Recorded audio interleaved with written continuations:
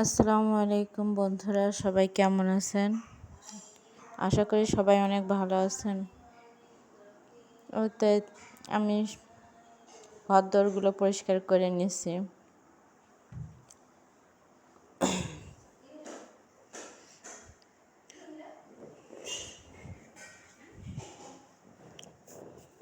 সব গোছ করে নিছি। ছেলে পেলে ঘরের ভিতরে এসে খালি দুষ্টুমি করে আর আমি গুছাতে থাকি। আমি এখনই গুছাই থবো, আর একটু পরে আবার যা তাই করবে। ছোটো বাচ্চা থাকলে যা হয় আর কি ঘরের ভিতরে।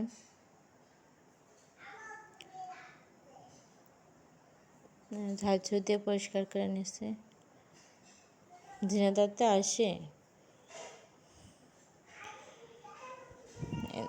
সব গুছানো হয়ে গেছে।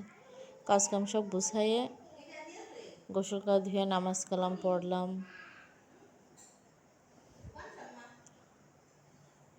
ওই যে বাচ্চারা খেলা করছে ওখানে, আমি সব ঘুরে ঘুরে দেখাচ্ছি।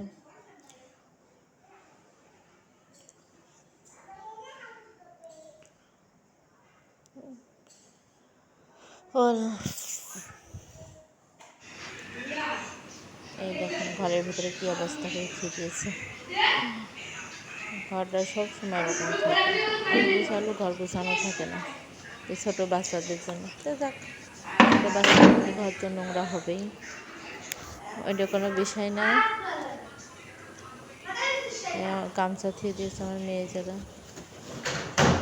গামছা টামছা জেনে এসে না, কাপড় চোপড় যে জায়গায় ফেলবে সেই জায়গায় ফেলে।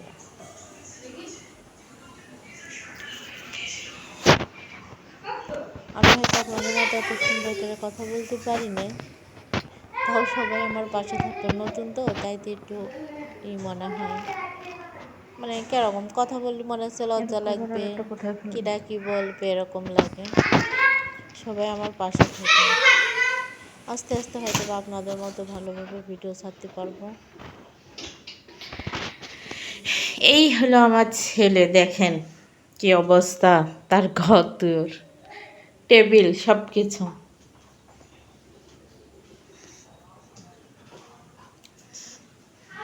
আব্বাজান, আপনার বিছান খেতে এমন কেন?